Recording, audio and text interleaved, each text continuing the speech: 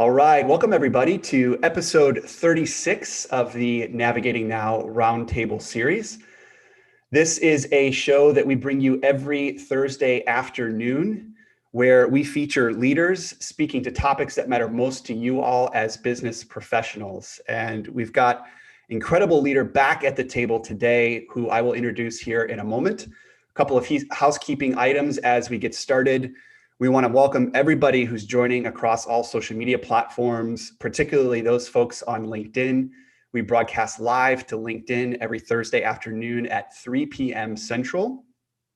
We also broadcast to YouTube and Facebook. So for those of you folks who stop by on your news feed or who are tuning in via social media, please feel free to say hello, drop a comment or a hi in the comments box. We also want to welcome those who've registered for today's event. You can register at thoughtteam.com/live. Registration is, of course, free, and that allows you to engage with us and ask questions throughout. So we'll be monitoring the chat box in Zoom throughout today's episode. We're 36 weeks into our Navigating Now series, and it's just been great to have a few prolific guests back at the table. And that's how I always describe this next guest to our team. Ryan Zink is a prolific leader of business and, more importantly, leader of people.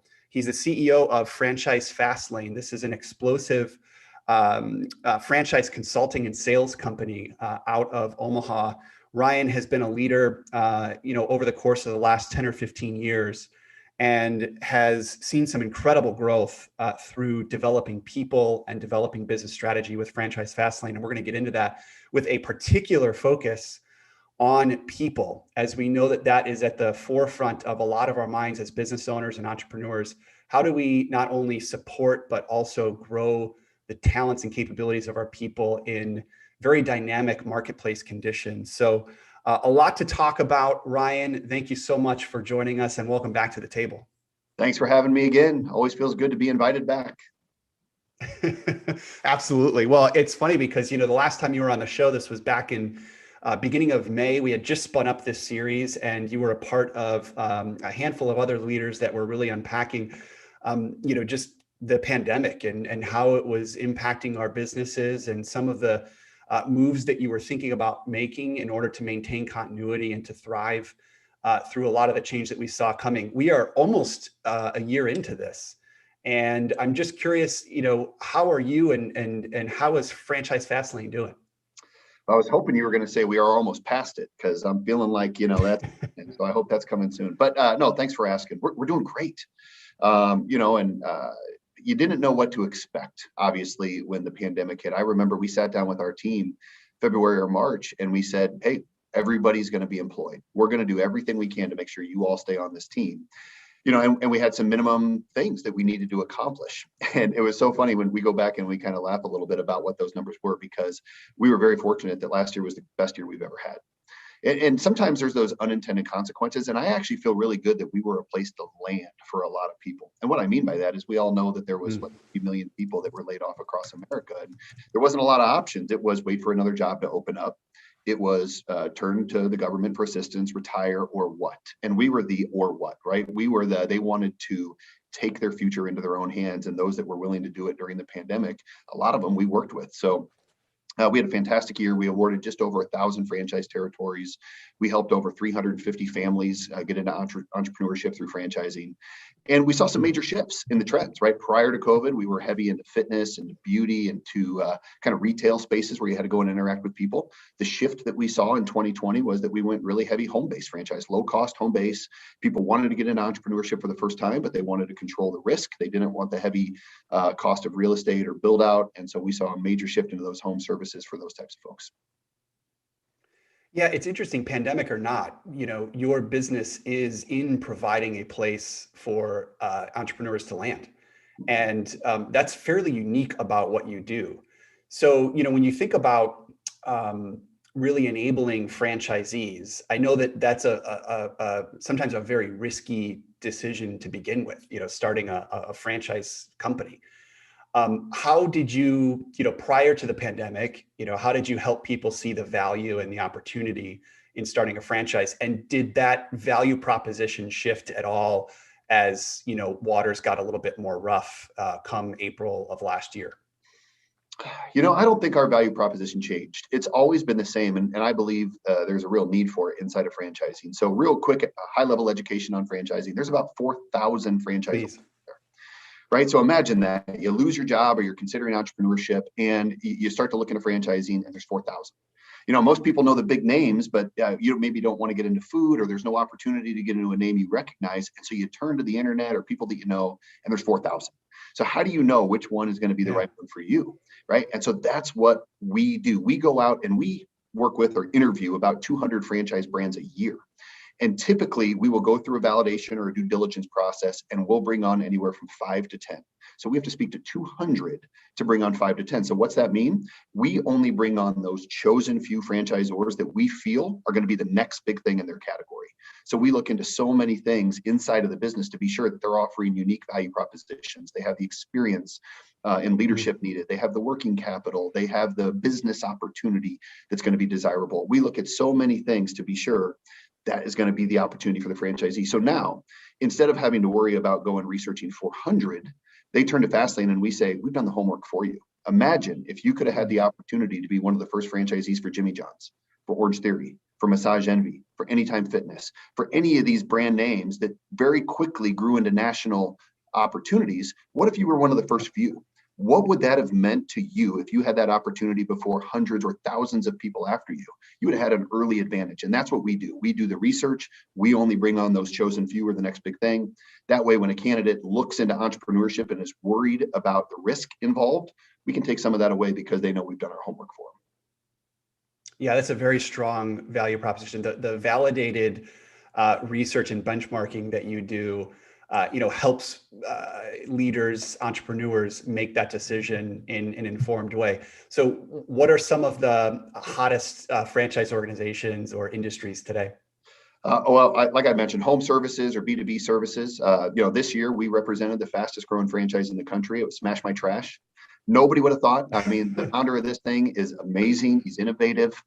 And, it goes into businesses and it's a big trash compactor. And people think, okay, why? Well, it saves them hauls to the dump and it ultimately saves them money. They can guarantee savings for the business owner with zero effort or zero requirement on behalf of that that business owner, right? That's a great one. We saw a heavy shift into kids, Premier Martial Arts. I mean, this is martial arts training for kids. Who would have thought, right? But parents are still investing into children. They want them to stay active. They want them to stay out there. So we saw a major growth of that one.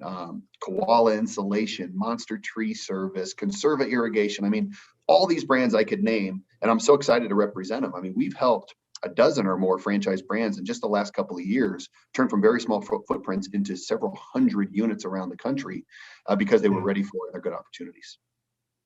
That's incredible. I want to switch directions here for a moment because one of the things that we weren't able to cover when you were last on the show is a little bit more about you.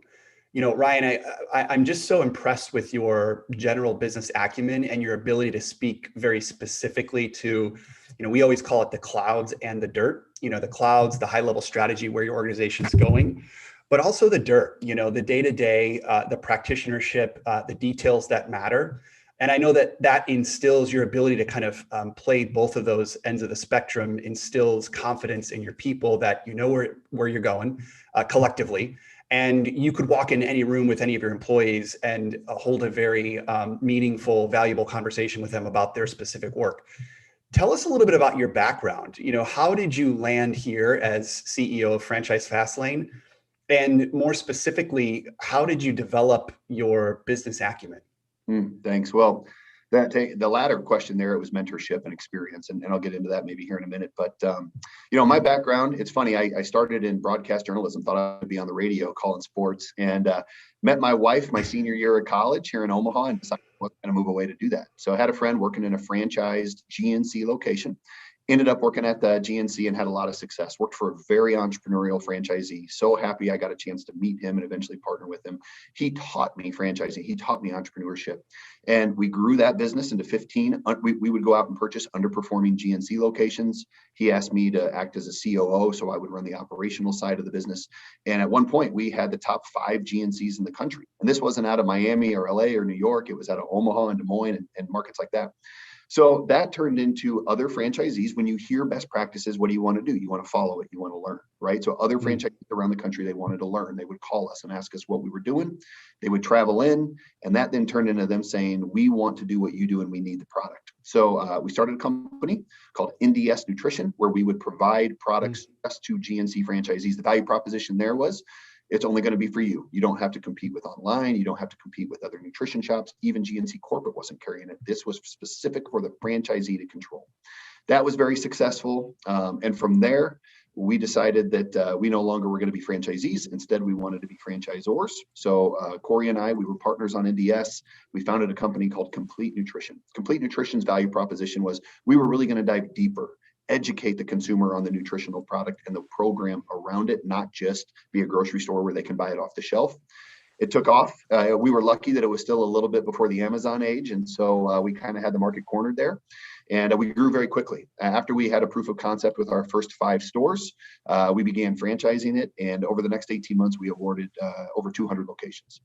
So we spent 10 years opening those locations, getting them performing, and doing everything we needed to get the right staff in place. We grew from about 7 to 70 employees in 3 or 4 years. And in 2015, we sold that to a private equity group out of New York called Dominus Capital. And so at that point, I only knew, and throughout there, I had been a franchisee of a couple of concepts as well.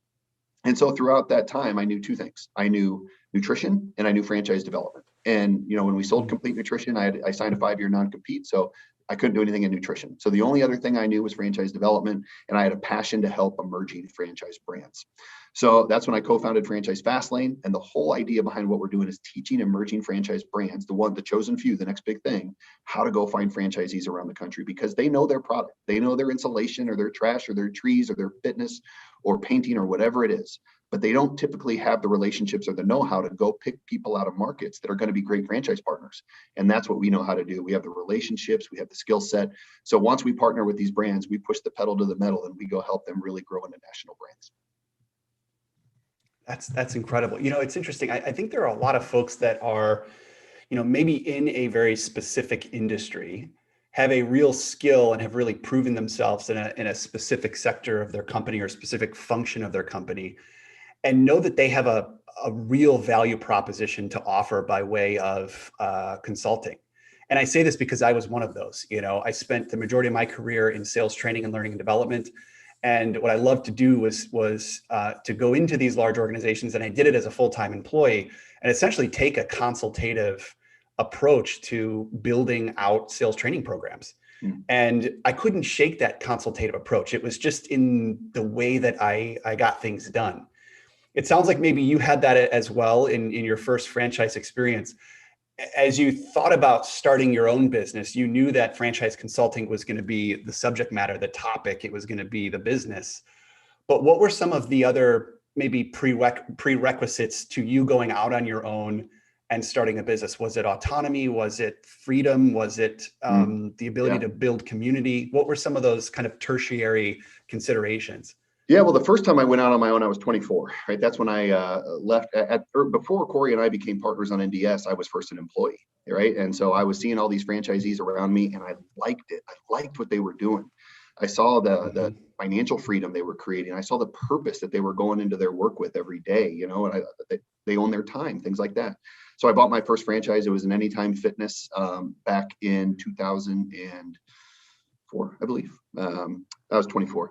And that's what started it then. And now fast forward, now it's more than just that. It's more than just trying to create time and financial impact. Now I'm trying to create purpose. So the fast lane, the reason I love it is because for me, something I wholeheartedly believe in is entrepreneurship.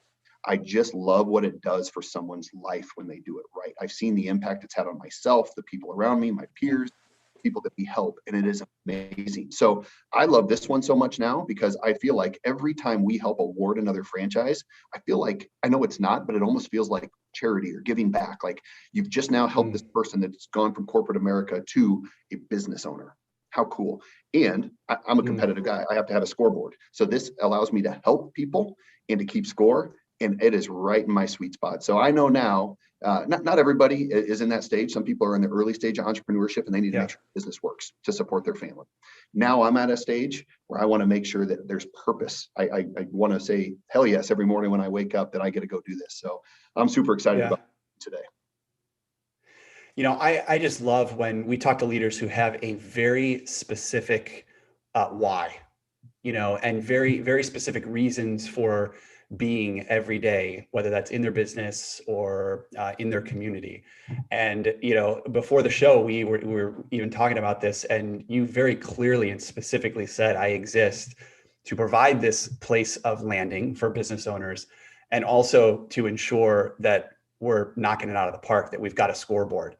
And I remember there was a moment on the show that we had back in May, and we were talking about results and how results are so important. And we were at a time at the beginning of the pandemic when the focus was really on continuity. It was on supporting our people and making sure that everybody's okay. And I remember, and I don't remember exactly what you said, but you had a very keen way of saying we're still focused on results.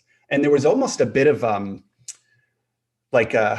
taking an aggressive approach, right? Even through times of uncertainty. How have you maintained that edge? How have you maintained that aggressiveness in a time where a lot of people are slowing down? Yeah, I remember specifically what we did. It was a theme we used, understanding with a sense of urgency, right? So we understood. That was it. Yeah, we understood the scenario that people were in, and we did our best to empathize with that. But we still had a sense of urgency about the product we provided because we believe in it, right? We knew we're not selling something that we think is good. We're selling something that we know good. And we've seen the effort we've put on the back end to be sure that they're good opportunities. And so when people turned to us and said, I'm trying to figure out what's next, we felt, our team, myself and our team felt wholeheartedly that we were a fantastic option for them. And so it's just the belief and it's the people. I mean, we have fantastic people that also believe in entrepreneurship and are really good at what they do. So when we went to people and said, we empathize with what you're going through, but we got something you're really going to like, we just kept pushing into that, and it worked, and it allowed us to have a really successful year. What are some of the misnomers or misunderstandings that either your franchisees have stepping into running a business? Why don't we start there? Mm-hmm.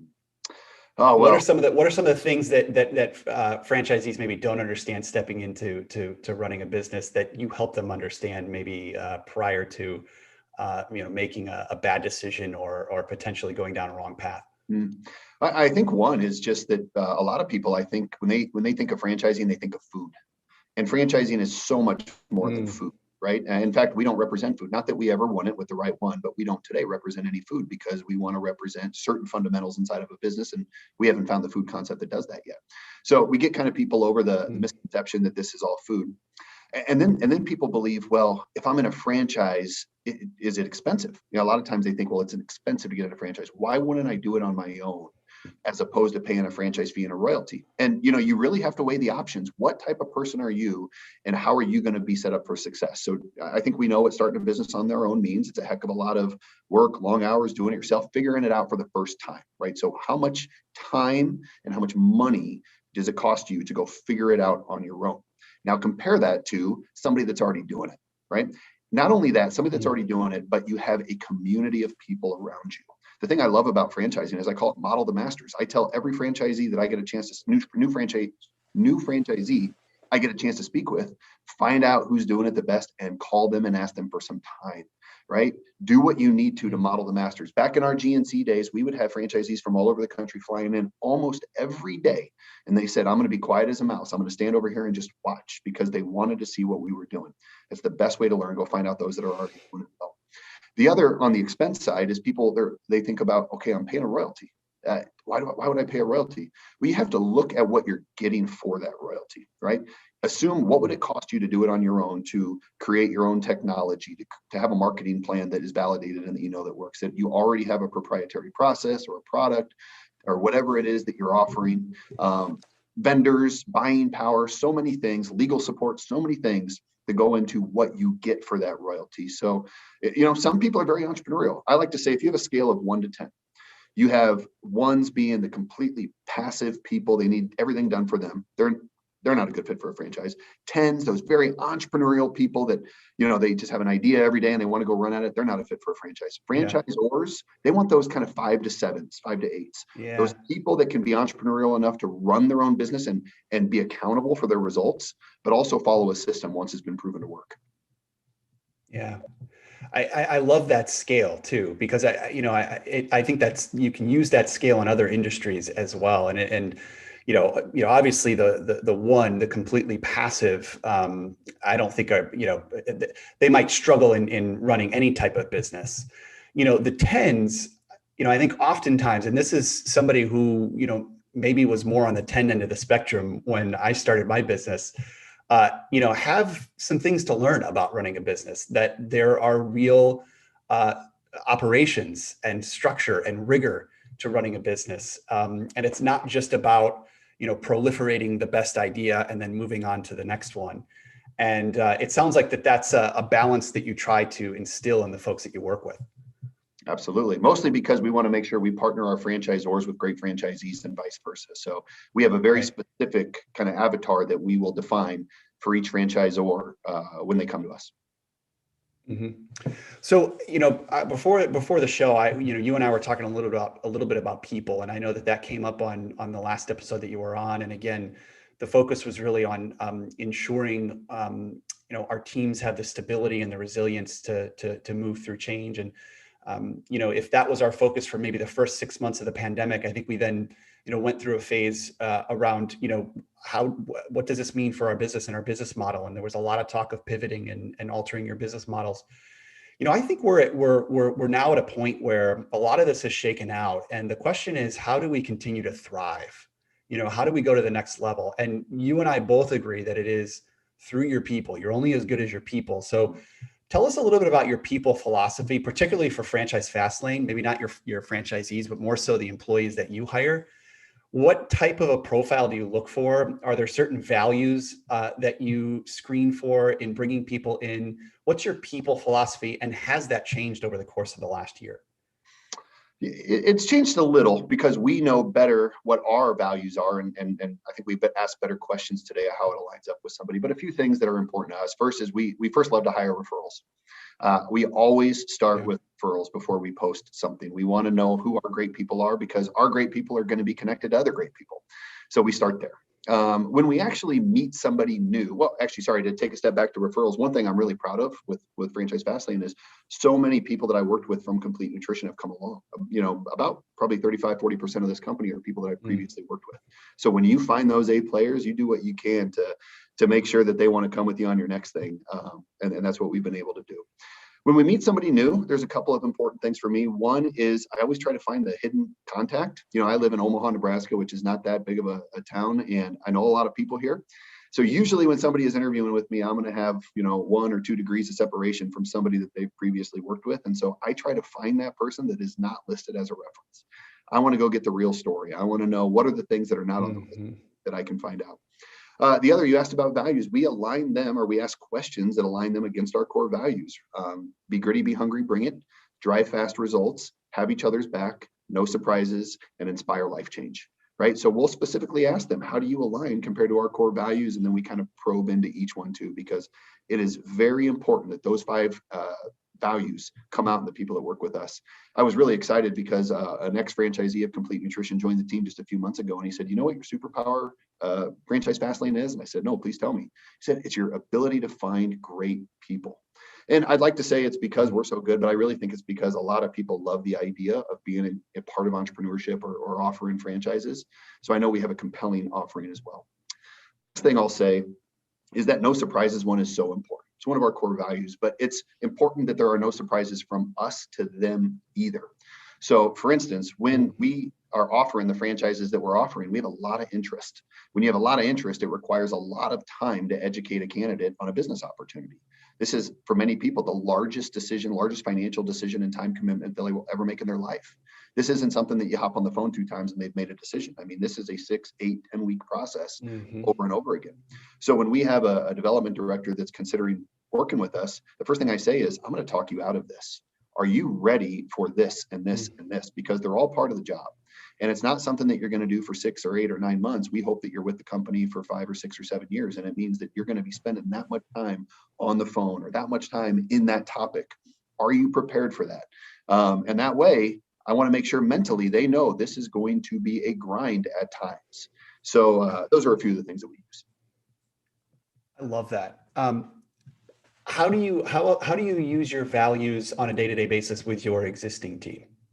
In decision making. I mean, and it's hard. We faced a decision not too long ago where we had to go back to the values, and we wanted to make one decision, and then we went back to it and we said, well, one of our core values is have each other's back, and another one is no surprises. So even though the scenario felt as if maybe we should have done something different, we went back and said the only way to do this right is to honor some legacy policies, or what, I hate policies, guidelines of the company. And we decided to go with that because of have each other's back and no surprises. So it's every single day, and it's being conscious as leaders. We bring it up in every team meeting. When important decisions come up, we run it through a little filter that says, are we aligning with all of those core values? And then we try to hire against it, which is the most important.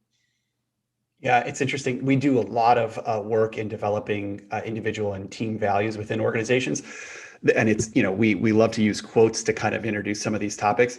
The most compelling quote as it pertains to values that I've come across is actually from Elvis Presley. And he says that values are like fingerprints. Every organization has one. They are extremely unique and they're left everywhere, which is interesting to think about, right? And that really brings the reality to values are in not just, what's kind of painted on the wall and in the company credo, but they're in every interaction, every touch point, every email you send. And when you can think about it that way, they get very real. I love the fact that, you can recite your values so easily. I think that's another challenge that teams and organizations have is if you can't recall your values and speak to them on a day-to-day basis, they're not in play. 100% agree with you. Yeah, we ask our people to recite it often, and we tell it to them often. Yeah.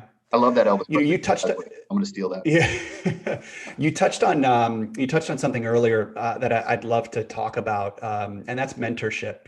That's been a big topic of ours over the course of the last 6 or 8 months.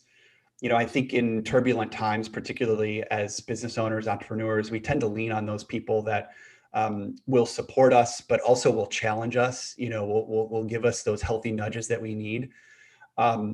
Tell us a little bit about mentorship for you. What does it mean for you? And who are some of the mentors that have played a big role in your growth as a person and as a business professional? Mm-hmm. Yeah, great question. Something I think about quite a bit. When I was young, it was 2 people specifically for me. It was my old business partner, Corey Weedle, because at first he was my boss. I worked for him, and we eventually became partners. He taught me about grit. He taught me about drive and motivation and entrepreneurship and things like that. Another for me was a gentleman here in town named Jerry Reimer. He's a real estate developer, and he wanted to invest into young people to teach them the values of entrepreneurship. I think in some ways, because those 2 were my first mentors, it's why I'm so passionate about it today. They believed in it. Yeah. They taught me. I applied it. I changed my life, and now I get to go teach it to other people. So today, I'm on the University of Nebraska Builders Board, and that's a group of just amazing students that are looking to become, future entrepreneurs, future leaders, future business people. And I get to participate with them. And we've even got an internship program here where some of them have been with us and turned into employees, which is fantastic.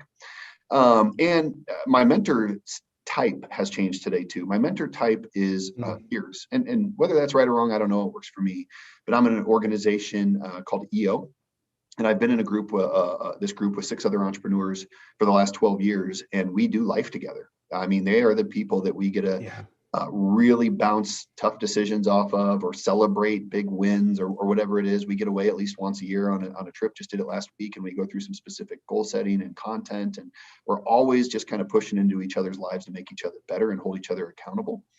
And so a lot of people say this, and I'm just such a believer in it. It's something I teach to my kids. You are the product of the people you surround yourself with and the content you consume. And so we try to be intentional in those things. What did, if I could ask, what do some of those kind of structured collaboration sessions look like, with you and these 5 others when you get away? Well, I'll just use the example from last week because I just got back. So we've transitioned. It used to be in the early days, it was almost 100% business. We would talk about business. Yeah. We were all young entrepreneurs trying to figure it out. Today, it's more about life. And so we just went through a program called Yeah. Wild at Heart by John Eldridge, right? It's about what's it mean to be a man, what's it mean to be a father. And, I won't get too deep into the philosophy of that, but those are the types of things we're pushing into each other now. Which I love that in my life because it creates accountability. It makes me intentional as well because I want to live the life that they hope that I live. And so I don't want to let them down any more than I want to let my family down. Yeah, that's incredible. It's that it sounds like an amazing experience. And I think one of the things that, I've learned about, mentorship, partnership, is, once you bring that personal side in, it's really hard to prioritize those relationships that where you don't feel comfortable bringing that personal side, and especially those relationships where you're leaning on them to help you grow. And if anything, I am so pumped and excited about today's day and age where the lines between our professional and our personal lives are blurred so drastically compared to Ryan. And I know you and I are about the same age compared to, even 15 or 20 years ago when, you graduated college, you worked for a large organization, you left work at work and you came home and maybe you had some of those close personal relationships. But I find that I'm now surrounded by people who are equally pressing on me from a personal perspective and a professional perspective. And it's almost like I don't want to discern the two because I just think the combination of the two are the good stuff. I agree. To me, it just feels like life. I mean, those are my family, the person that I am, and my business are all just who I am. And so it all just sort of meshes together. Absolutely. I love that. So this is something that I proactively brought up earlier because I know you're a pretty humble guy, but I understand that you all were recently featured in Entrepreneur Magazine. Tell us a little bit about that. Yeah, so Entrepreneur Magazine, they put out a survey every year and they ask peers or they ask other industry professionals. And in this industry, we call it franchising, right? And so they ask other franchising professionals to rate the top providers in certain areas, whether it's operational support or technology support or, franchise services, et cetera. And in the category of, probably going to get it a little bit wrong, but franchise consulting and sales, I believe it is. Franchise consulting, yeah. We were voted top 5 for the second year in a row, which is fantastic. I mean, we're a 4-year-old organ. We're going on our 4th year this year, and to be named 2 of the first 3 years is a great honor. Something with it.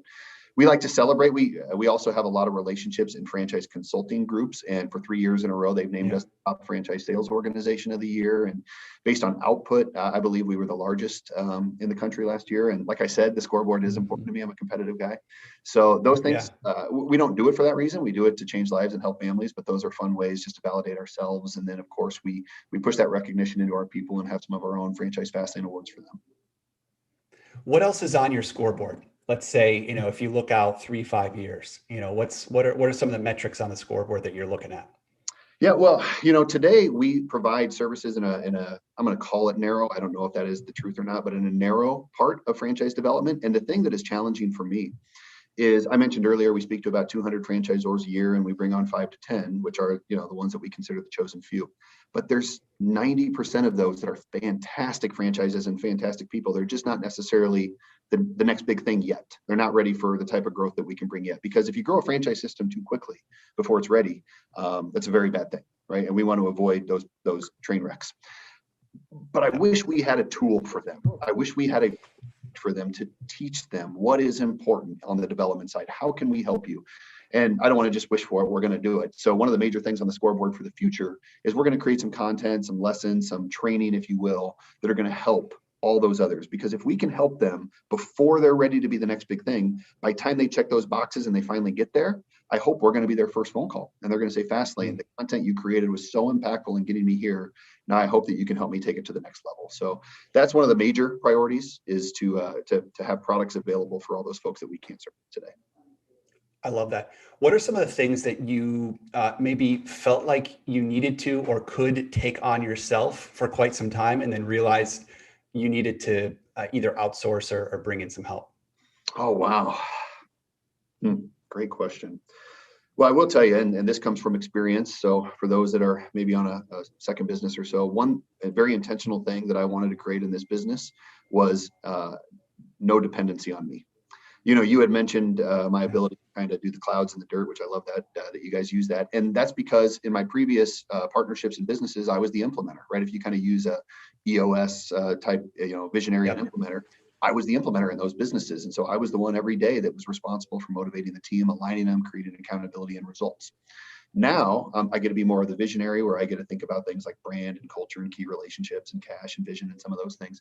And so the first thing I did was say, how do we set this up in a way that's not going to be dependent on me? And it meant that we had to maybe hire a little bit more than we would have if it was a first-time business. But now that we've kind of, got, as Jim Collins would say, we got that flywheel rolling. I'm so happy we did it that way. I could go on for a long time about this, but I'll just say one other quick thing.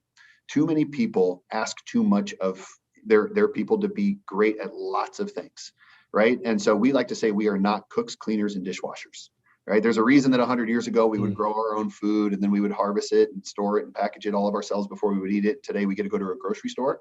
It's because people are better when they get a focus on an individual thing.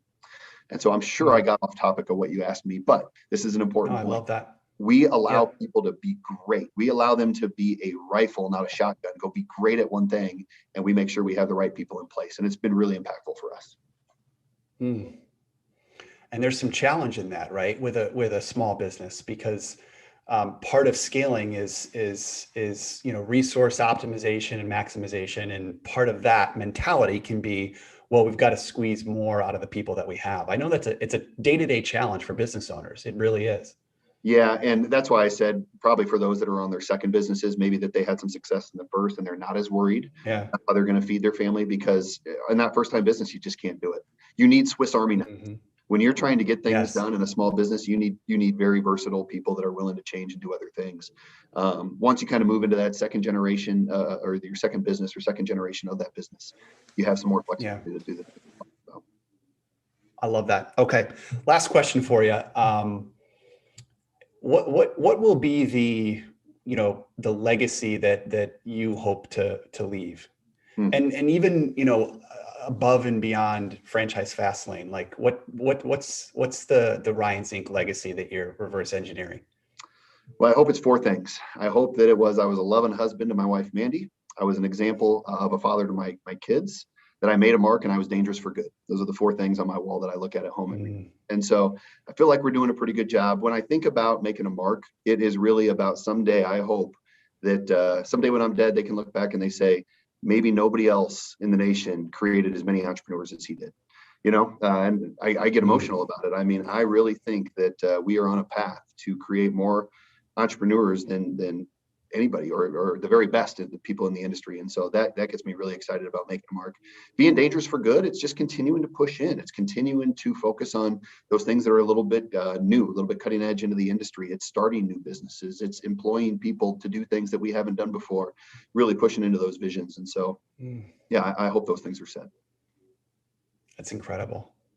The reason why I was so confident asking that question, Ryan, is because as I've gotten to know you, as a friend, but more so as an entrepreneur, I think your real magic is in the clarity that you provide. In the clarity that you're able to speak to, not just your business, but the direction of your business, and how you're able to weave in, your own very steadfast belief in doing good. And, that can be something that can be heard in conversation. And the way that you're able to speak to it very clearly, I'm sure is a very real reflection of your values and your vision in action. It's clear, it's concise, and that instills a ton of confidence in people that are around you. So I want to thank you for demonstrating that, particularly for our community. I think that's one of the biggest pieces of feedback that I get from folks that do so well at the Roundtable is, those folks that can come in and just very confidently and clearly speak to their business, their direction.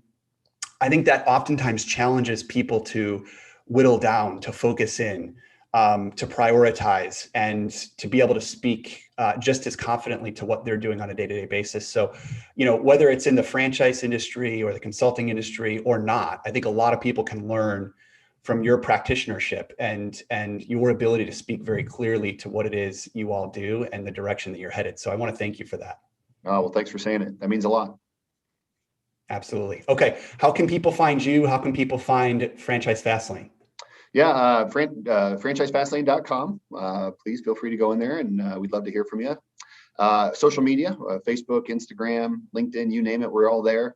And yeah, I think those are probably the best places. I'd start there. Cool. Awesome. Ryan, thank you so much for you to take the time out of your day to speak to your business and everything that lights you up. It's extremely valuable. We know that. I'm incredibly inspired by you and what you do every day. And I know our folks in the community really appreciate your time as well, too. I will wrap things up here a little bit early today. We go live every Thursday afternoon at 3:00 with leaders just like Ryan, speaking to those topics that matter most to us as business professionals. Again, Ryan, thank you for joining today. We will see everybody back here at the Roundtable next Thursday at 3:00. Have a good rest of the afternoon, everybody.